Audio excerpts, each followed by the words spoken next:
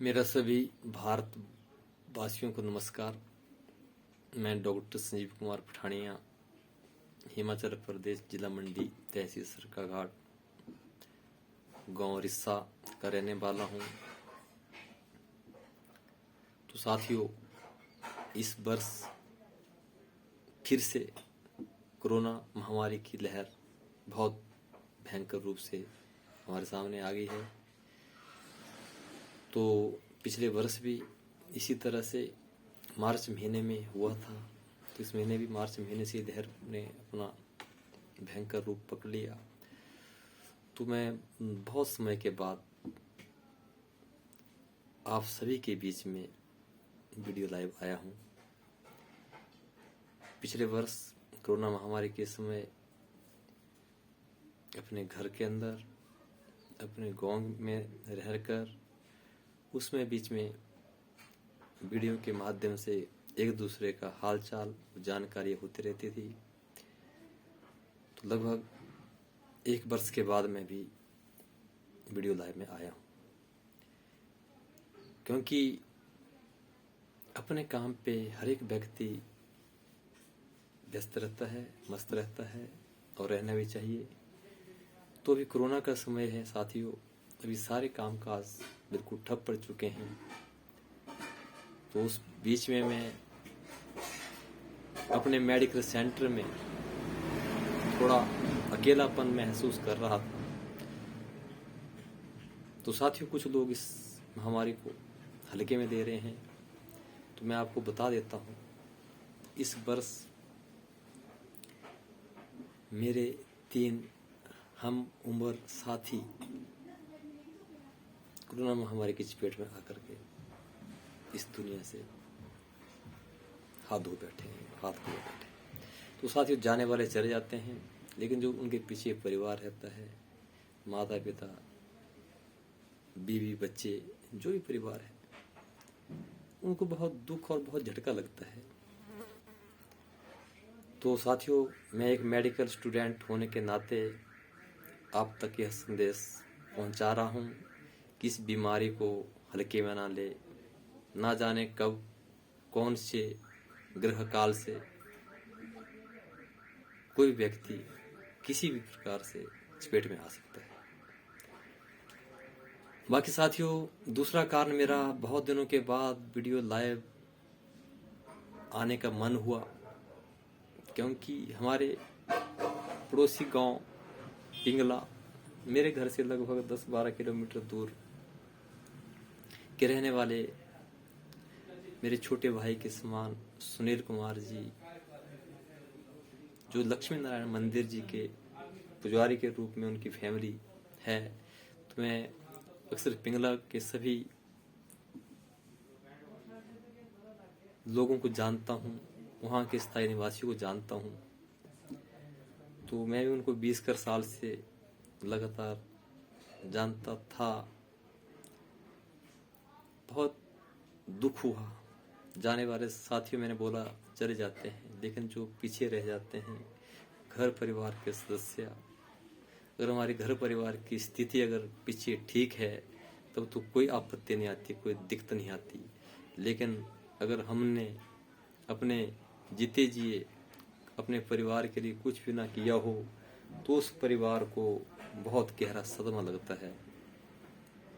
तो साथियों, हमारा लक्ष्मी नारायण मंदिर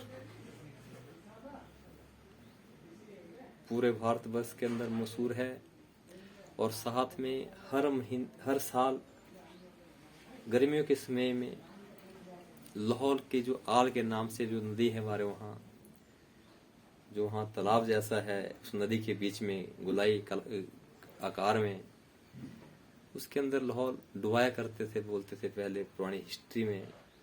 तो हर साल मेला होता है। तो उसी नदी के बीच में उसका शरीर, मृत शरीर पाया गया। तो सुनने में तो बहुत कुछ आ रहा है, मैंने किसी विशेष बात नहीं की व्यक्तिगत, लेकिन मैं फेसबुक के माध्यम से हमारे स्थानीय तहसील सरकाघाट के हिमाचल प्रदेश के अलग अलग वर्गों के इंसान हैं, कुछ राजनीति से जुड़े हैं, कुछ समाज सेवा में जुड़े हैं। तो अपने अपने विचार फेसबुक के माध्यम से लोगों तक पहुंचा रहे थे। तो अब लोगों को उस चीज की चिंता पड़ी है कि उनके परिवार का क्या हो। तो साथियों, मैं आपको बता देता हूं, जब हम इस दुनिया में आते हैं तो 4-5 साल की उम्र तक हम बचपन की अवस्था में रहते हैं।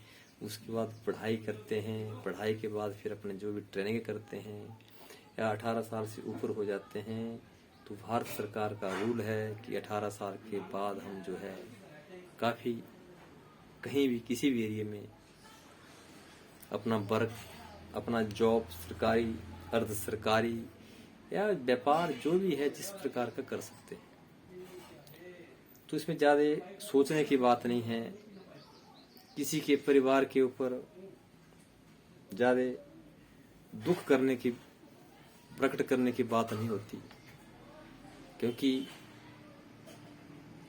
सबसे पहले हमारे अपने आप को, अपने परिवार के लिए, अपने लिए सिस्टम को सही बनाना, और अपने अगर हम गरीबी में पैदा हुए हैं तो गरीबी में ही मर जाना भी एक बड़ी दुख की बात है। क्योंकि हम भी बचपन में एक रिश्ता के साथ शिव मंदिर है, उसके साथ ही हमारा एक टीन की झोंपड़ी हुआ करती थी। एक मकान होता था, उस टाइम उसको मकान ही कहते थे, एक सिंगल रूम का एक मकान था हमारा। तो साथ ही मैं भी अपने माता पिता जी का इकलौता हूँ, 3 मेरी बहनें हैं। तो उसमें भी हम साथ बचपन में रहते थे। तो उसी एक कमरे के अंदर हमारा रहन सहन होता था। घास की क्रेन की झोंपड़ी, जो मेरे स्थानीय निवासी बुजुर्ग हैं, हम उम्र है, सब जानते हैं। कोई इसमें मैं झूठ नहीं बोल रहा हूँ। तो दोस्तों, जब बरसात होती थी तो उस क्रेन की झोंपड़ी में जब बारिश लगती थी तो अंदर को पानी आता था, छप छप करके पानी आता था। तो मेरे पिताजी आयुर्वेदिक डिपार्टमेंट के अंदर सर्विस करते थे, वो घर से बाहर रहते थे। तो मेरे माता जी और मेरी 3 सिस्टरें और मैं, जब हमारा बचपन हुआ करता था तो माता जी कई बार अपने खेती में अपने काम में होते थे। तो कई बार हम जो है अपने सिर को ढकाने के लिए, पानी से बचाने के लिए कभी यहाँ कभी वहाँ जाते थे। तो कोई बड़ी बात नहीं है। बाकी ये सारी बातें एक दूसरे को मन बहलाने के लिए, फॉर्मेलिटी के लिए हम चले जाते हैं, हौसला दे देते हैं। लेकिन साथियों, उस हौसले से उस परिवार का कुछ नहीं होगा। ये कोई पहला हादसा नहीं हुआ हमारे इलाके में, इससे पहले भी बहुत हादसे, जो हमारी नदी है, पिंगला नाम की नदी से जो नाम जाना जाता है, हमारी रिश्ता होके जाती है। तो इस नदी में कई डेड बॉडियाँ पहले भी ऐसी इसी तरह से मिली है, शराब पी करके।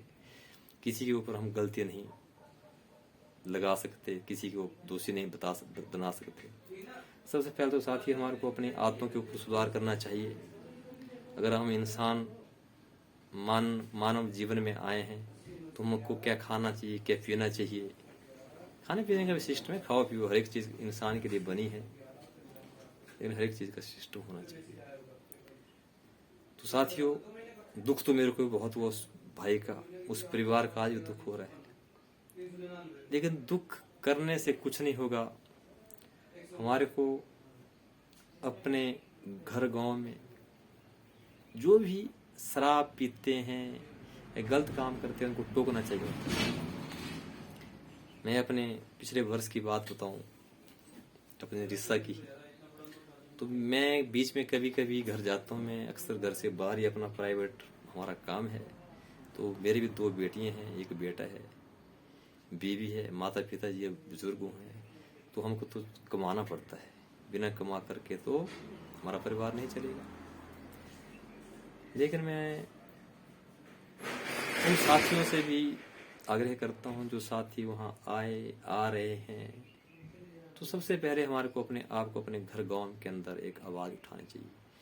पिछले वर्ष की बात है, हमारे शराब का ठेका रिश्ता में साथी है, तो मैंने वहाँ पर भी कुछ हमारे आ जाते हैं शराबी भाई, लेंटर के ऊपर शराब पीते हैं। आज भी आप देखेंगे तो वहाँ उस लेंटर के ऊपर जो है खाली बोतलें बोतलें मिलेगी। तो मैंने आवाज़ उठाई, समझाता हूँ मैं काफ़ी लोगों को, अपने घर गांव वालों को। शुरू में तो जब हम यंगर थे तो कईयों को तो मैंने चांटे मार करके भी मतलब उनको समझाने की कोशिश की, पर नहीं समझते थे। अब मेरी उम्र भी बड़ी हो गई है, मेरी उम्र अच्छा नहीं लगता। तो साथियों, पिछले वर्ष भी ऐसा ही हुआ था हमारे वहाँ, शराब पी करके हल्ला गुल्ला करना, आएंगे दूर पार के लोग और वहाँ शराब पियेंगे। मैंने वो आवाज़ उठाई थी प्रधान के थ्रू, पंचायत के माध्यम से। फिर मैंने मुख्यमंत्री हेल्पलाइन 1100 नंबर के ऊपर कंप्लेंट की, पुलिस वाला आए, पर कुछ नहीं किया। ना मात्र फॉर्मेलिटी करते हैं, हाजिरी जैसे दे देते हैं और कुछ नहीं बनता उसका। तो इसमें हम सब को अपने आप को जागरूक होना पड़ेगा, बाकी ना कोई किसी की हेल्प करेगा, ना पुलिस वाले कोई हेल्प करेंगे, ना कोई प्रशासन, ना कोई राजनेता। सबको अपने अपने पेट पालना ही पड़ेगा, अपने पेट के साथ अपने परिवार को पालना पोषण ही पड़ेगा साथियों। तो इसलिए ऐसा है, अगर आप उस परिवार के लिए आज कुछ धन इकट्ठा करके दे देते हैं, मैं मान गया, लेकिन जो साथियों आज के हमारे युवा वर्ग के साथी, देखना उन्हें 3-4 बजे के बाद उनके माँ बापों ने उनको बाइकें दी हैं, 1-1 लाख की बाइकें, बेरोजगार घरों में बैठे हुए हैं और स्टार्ट करते हैं उन बाइकों को, और खड के किनारे, पानी बौड़ियों के किनारे, नदियों के किनारे ही आपको वो मिलते नजर आएंगे। तो हमारे जो रिस्सा का जो हमारा पादरी रिस्सा का जो मोड़ बोलते हैं, वहाँ पर भी पहले बहुत डेरे लगे हुए होते थे। लेकिन मैं अपने राणा फैमिली है हमारी, वहाँ से अपने आर्मी लाइन से श्री मुंशी राम राणा जी रिटायर आए हैं, तो उन्होंने उन लोगों को, उन लड़कों को वहाँ से भगाना और उनको बोला दूसरी बार यहाँ आएंगे तो आप हड्डियाँ तोड़ देंगे। तो साथियों, आज हमारे जो है जमद्वार मोड़ के ऊपर कोई भी शराबी आपको नजर नहीं आएंगे। तो मैं ये सब तब कह रहा हूँ, पहले हमको अपने घर से शुरुआत करना पड़ती है। अगर आपको मेरे ऊपर कोई डाउट है तो 1100 नंबर के ऊपर मैंने पिछले साल कंप्लेंट की थी। जो हमारा शिव मंदिर है उसके बारे में भी कंप्लेंट की थी। 1100 नंबर पे कंप्लेंट एक बार ही लेते हैं अभी भी। तो मैंने 3 कंप्लेंटें की थी उस टाइम, शिव मंदिर के पास, हमारे मंदिर के पास, वहाँ पर शराब पी करके बकवास करना और दूर दूर से इकट्ठे होकर के वहाँ पर बदतमीजी करनी, किसी की माँ बहन को नहीं देखना और अपशब्दों का प्रयोग करना। तो भाई, जब भी हमारे को समय लगे, हम तो ने किसी को बख्शते ना, बोलने से ना कानूनी कार्रवाई से डरते नहीं। क्योंकि साथियों, अगर हम अपने समाज के लिए अच्छी बातें आगे बोल ना सके तो फिर हमारा उसमें जीना ही बेकार है। तो इसी तरह से मेरे को अभी भी वो पिछले साल के मैंने एक कंप्लेंट और की थी। मेरे वहाँ पर एक रिश्ता में जो है मोड़ के पास गाड़ी खड़ी करने जगह नहीं है, और वहाँ पर शौचालय नहीं हमारे रिश्ता के अंदर, और एक हमारी गाड़ी के लिए वहाँ पर कोई रेलिंग सेटर नहीं है। अगर कोई बुजुर्ग वहाँ बैठे तो मैंने कंप्लेंट की थी, लेकिन वो आज तक भी मेरे ख्याल रेलिंग सेटर नहीं बना और शौचालय रिश्ता में आज तक भी नहीं बना। कूड़ादान की मैंने बात की तो कूड़ादान भी नहीं आज तक बना होगा, क्योंकि मैं बीच बीच में घर में कभी कभी जाते हैं तो शाम को जाएंगे, अपने काम पे आएंगे, सुबह दोबारा आ जाते हैं। तुम्हारे को इतना समय नहीं है कि हम इधर उधर की बातें देखें, लेकिन जब हमारे को टाइम लगता है तो मैं उसके लिए आवाज़ उठाता हूँ। तो इसी तरह से शिव मंदिर के पास हमारे वहाँ नदी है, खड्डे हैं, वहाँ पर कूड़ा कचरा लोग फेंकते हैं। मैंने वो भी आवाज़ उठाई थी कि वहाँ एक कूड़ादान होना चाहिए। तो मैं खैर अभी भी वहाँ पर कूड़ादान नहीं होगा, मेरे दिमाग में अभी भी लगा रहा है वहाँ लगा होना कूड़ादान। तो साथियों, राजनीति वाला तो सिर्फ बातें करेंगे कि वो घोषणाएं करेंगे, खाली घोषणा है। मेरी जब 46 साल उम्र होगी तो हमने कई घोषणा वाले देखे आते, कई तो इस दुनिया को छोड़ के चले गए हैं, चाहे वो विधायक थे, चाहे मंत्री थे, चाहे जो मर्जी। तो मेरा बोलने का मतलब हमारे को उस दृश्य, उस घटिया काम, उस घटिया सोच के ऊपर बहुत गुस्सा आता है, चाहे वो राजनीति वाला हो, चाहे किसी प्रकार का वर्ग। तो साथियों, मेरा संदेश ऐसा है, जैसे पिंगला से लोग आवाज उठा रहे हैं, बड़े बड़े वहां पर वो लिख रहे हैं लेटर पुलिस को, तो पुलिस कुछ नहीं कर पाएगी उसको। पुलिस ने क्या करना?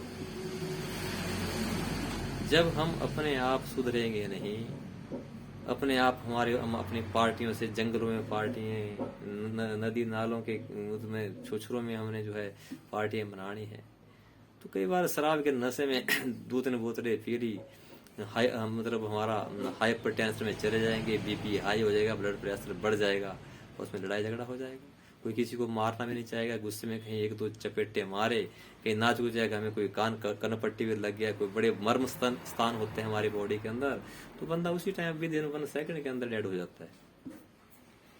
तो कई बार ऐसे हादसे जानबूझ कर कहीं भी नहीं किए जाते, लेकिन अनजाने में हो जाते हैं। तो मैं तो ये वीडियो बनाने का मेरा मकसद यही है कि आने वाले समय में सभी हमारे जो प्रधान हैं, उप प्रधान हैं, वार्ड मेंबर है, जो भी हमारे घर गांव में लड़का लड़की बुजुर्ग जो भी मतलब अगर शराब पीता है, भंग पीता है, गांजा पीता है, आजकल चिट्टा सिट्टा चला है, वो नशे के काम करते हैं, तो उन लोगों को मतलब एक दूसरे के सहयोग से उनको रोकने की कोशिश करें और उनके ऊपर माँ बाप के सहयोग से उनके ऊपर तुरंत कार्रवाई करनी चाहिए। बाद में कुछ नहीं होता। बाकी रही बात प्रशासन की, प्रशासन भी कितना कर क्या करेगा? अब इतनी पुलिस तो है नहीं कि वो हर गांव में जा पाए, लिमिटेड होते हैं सारे डिपार्टमेंट, पुलिस वाले भी बंदित होते हैं चारों तरफ के। किसी की बीवी को थप्पड़ मार दिया तब कंप्लेंट, किसी के पति को थप्पड़ मार दिया किसी बीवी ने तब कंप्लेंट, तो वो तो बेचारे पहले ही परेशान होते हैं पुलिस वाले। पुलिस वालों की भी गलती नहीं है, वो भी ज़्यादा फॉर्मेलिटी करेंगे, वो भी समझाने की कोशिश करते हैं। लेकिन साथियों, मेरा कहने का मतलब ये है, ऐसे हादसे जब हो जाते हैं तो उनसे हमारे को एक बहुत सीख लेनी चाहिए। इसी तरह से एक बार बंजार के अंदर हादसा हुआ, एक प्राइवेट बस गिर गई थी, 45 लोग मर गए थे। उस टाइम में जा रहा था, 2-2.5 साल पहले की बात है, आपको पता ही होगा। तो 45 लाश मैंने वहां पर खुद देखी थी अपनी आंखों द्वारा। हम कहीं अपने वर्क में जा रहे थे, तो मात्र सिर्फ 15-20 दिन ही पुलिस प्रशासन ने शिकंजा कसा था कि ओवरलोड गाड़ियां नहीं चलेगी। उसके बाद आज के डेट में दोबारा ओवरलोड गाड़ी चलती है। तो कोरोना की वजह से दोबारा थोड़ा सा देख रेख में, अदरवाइज पुलिस वाले भी कुछ नहीं करेंगे। जब मैंने देखा प्राइवेट ड्राइवर, प्राइवेट कंडक्टर हमारे गाड़ी चलाते बीड़ी पी होते हैं, मोबाइल सुन रहे होते हैं, उनको कोई नहीं टोकता। हाँ, जो सरकारी HRTC होते हैं वो काफी सुलझे हुए ड्राइवर मैंने देखे, वो बात भी करेंगे तो खड़े होकर बात करते हैं, ज्यादा लंबी बात नहीं करते। बाकी प्राइवेट वाला तो जी चली है गाड़ी और सुने फोन, कोई किसी की कोई हिम्मत नहीं होती बोलने की। अगर कोई बोले तो उसी के ऊपर जो है 4 आदमी मगर हो जाते हैं। तो हम तो उनको भी रोकते हैं, टोक देते हैं अगर हमको कभी ऐसा प्राइवेट बस में जाने का मौका मिले तो। दूसरा, मेरा सभी अपने समाज सेवियों से, जो हमारे समाज सेवा कर रहे हैं, और राजनीति वाले जो आए थे, तो सब उस परिवार के लिए धन इकट्ठा करो और उनकी सहायता करो। लेकिन मैं आपको ये जरूर आपसे प्रार्थना करता हूँ, दोनों हाथ जोड़ करके, क्योंकि अपने इंसानियत तौर पे हमारे को अपने घर गांव आस पड़ोस के अंदर, और जो पंचायत के हमारे प्रतिनिधि होते हैं, उनको एक कड़ा निर्णय लेकर के अपनी पंचायत के अंदर इस वर्ग को टोकना चाहिए, और उनके माँ बाप से मिल करके उनके ऊपर जितने जी ही कार्रवाई कर लेनी चाहिए, तो उससे हमारा माहौल ठीक होगा। बाकी बोलने से कुछ नहीं होगा दोस्तों। जाने वाला सुनील भाई जी चले गए, परिवार जी जाएगा, उसकी बीवी भी नौजवान है, जी जाएगी, बेटी भी जी जाएगी, माता भी जी जाएगी बेचारी रोते रोते। तो इसलिए ऐसा है, ज्यादा ना बोलते हुए, अगर मेरे शब्द किसी को बुरे लगे तो मेरा किसी के दिल को ठेस पहुंचाना मेरा मकसद नहीं है साथियों। मैं सिर्फ तब बोल रहा हूँ कि हमने भी गरीबी देखी है, हम एक घास की झोंपड़ी के अंदर रहे हैं। हमने भी कड़ी मेहनत की दोस्तों। मैंने भी थोना पिंगला में प्रैक्टिस की है, तो मैं पैदल आता जाता था, बस में आता जाता था, पैदल में आता जाता था। तो एक एक रुपये इकट्ठा करके हमने भी मेहनत कर करके जो भी हमारी अपनी प्रॉफिट होता था तो अपने पिताजी के साथ शेयर करके हमारे रिश्ता के अंदर आज भी मकान है, 3 मंजिला मकान है।